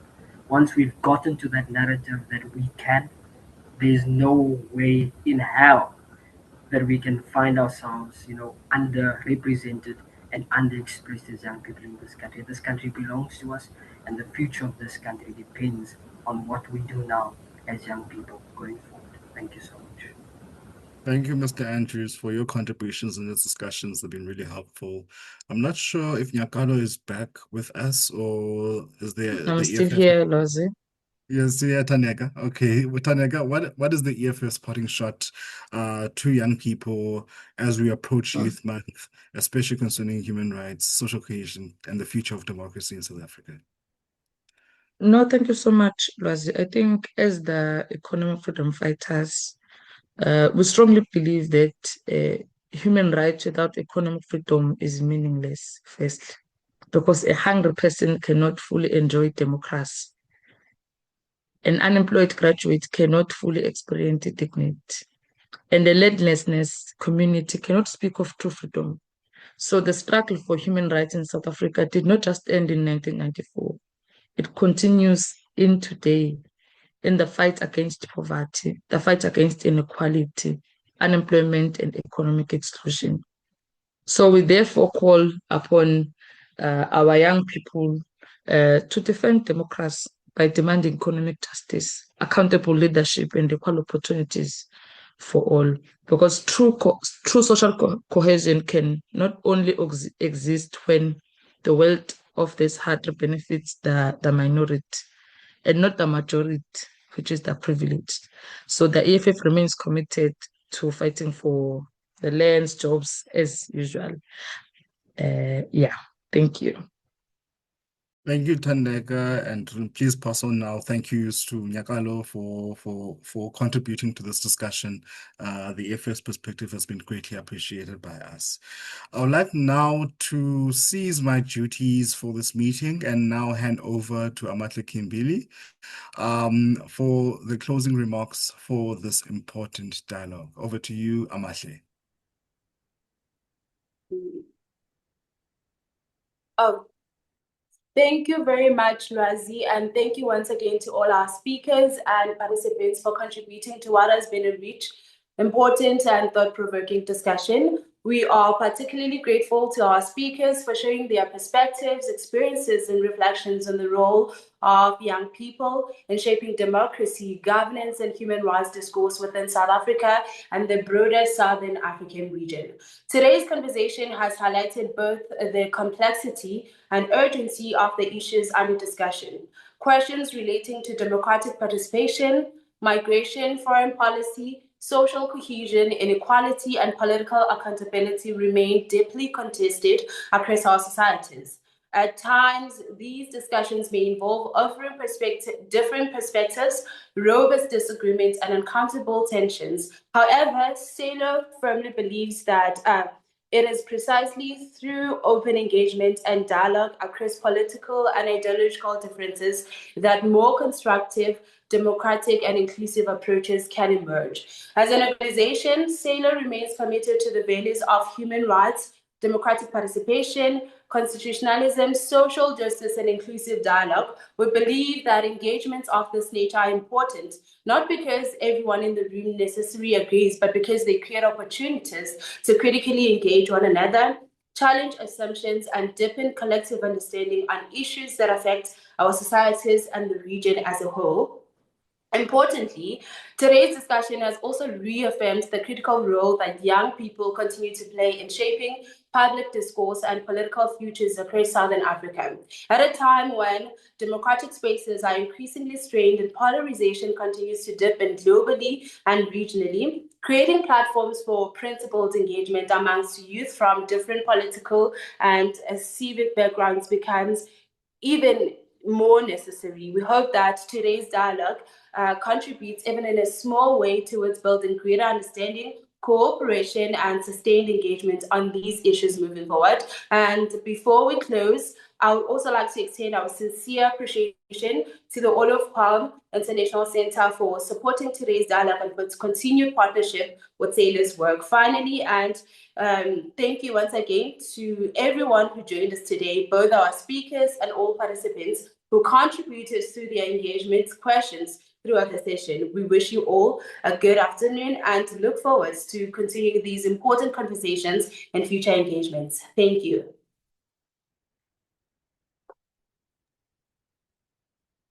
Thank you, Amatle, and thank you again, everyone, for joining us.